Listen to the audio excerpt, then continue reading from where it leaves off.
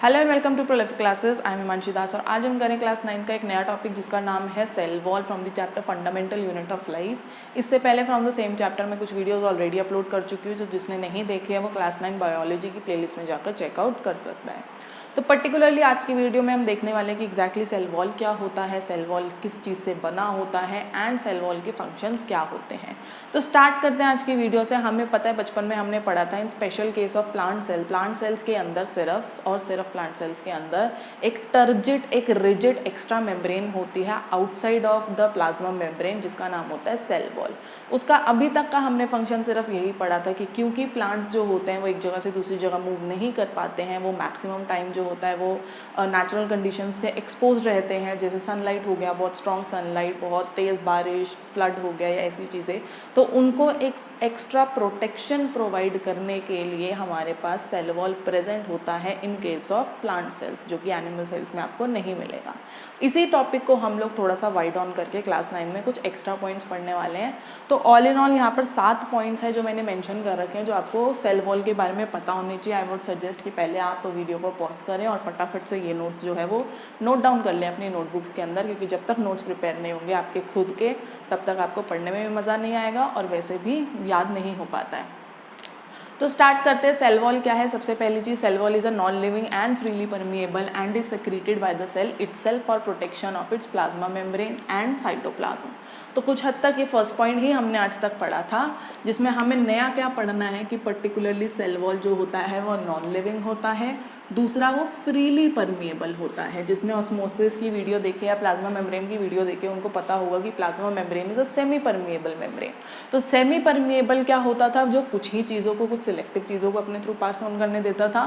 Freely permeable होता है जो किसी भी चीज़ को अपने थ्रू पास करने देता है। ठीक है, तो यहाँ पर आता है cell wall is non living and freely permeable, जो कि सेल अपने आप सिक्रीट करता है अपनी प्रोटेक्शन के लिए। वो प्रोटेक्शन किसकी होती है? मेनली प्रोटोप्लाज्म की, जिसके अंदर उसकी प्लाज्मा मेम्ब्रेन प्लस साइटोप्लाज्म आ जाता है।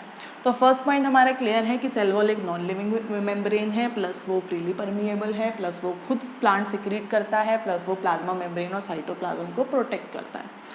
Next point is it determines the shape of the cell and prevents desiccation of the cell. तो शेप ऑफ द सेल जो होती है बहुत हद तक प्लांट सेल की जो होती है सेल वॉल ही डिसाइड करता है। आपने देखा होगा फिगर के अंदर आपको कुछ ऐसी सी फिगर्स दिखती है कि अंदर प्लाज्मा मेम्ब्रेन है, फिर न्यूक्लियस है, तो ये जो एक्स्ट्रा लेयर होती थी, रिजिड लेयर होती थी, ये हमारी क्या होती है? सेल वॉल होती है, जो कि प्लांट की शेप को डिटरमाइन करता है। प्लस वो डेसिकेशन से बचाता है। डेसिकेशन क्या होती है? Removal of water, extra removal, जितना पानी प्लांट को ऑलरेडी चाहिए उससे ज़्यादा पानी रिमूव ना हो जाए, वो काम भी कौन चेकआउट करता है? वो काम करता है cell wall. Third point, it is made up of fibrous polysaccharide called cellulose. बहुत इंपॉर्टेंट पॉइंट है। एक पॉलीसैकेराइड से बना होता है जिसका नाम है सेल्यूलोज। सेल्यूलोज कभी कभी ये भी पूछ लिया जाता है कि एग्जैक्टली क्या है। तो cellulose is a kind of carbohydrate. Polysaccharide is a kind of carbohydrate. तो सेल वॉल एग्जैक्टली किससे बनी होती है? वो बनी होती है पॉलीसैकेराइड कार्बोहाइड्रेट, जिसका नाम होता है cellulose. Next point, it permits the plant to become turgid. Turgid होने में वो उसकी हेल्प करता है। अब इसका काम क्यों है? यहाँ पे टर्जिड होने की रिक्वायरमेंट क्या है? जब भी प्लांट के अंदर, किसी भी प्लांट सेल के अंदर वाटर एंटर करता है थ्रू एंडोऑस्मोसिस, जो कि मेनली वैक्यूल्स के अंदर होता है, तो मुझे पता है कि प्लांट सेल जो होगा वो एक्सपैंड होगा। तो उसकी एक्सपेंशन की वजह से सेल वॉल को इतना स्ट्रॉन्ग होना चाहिए कि वो प्लांट सेल जो होता है वो बर्स्ट ना हो जाए, एक लेवल उसका मेंटेन रहे। तो उसको वो टर्जिड बनाने में हेल्प करता है कि चाहे पानी जब भी एंटर होता है तो सेल मेम्ब्रेन जो होती है वो इतनी ज़्यादा एक्सपैंड ना हो जाए कि सेल जो होता है वो ब्रेक डाउन हो जाए। Next point, it has narrow pores called पिट्स।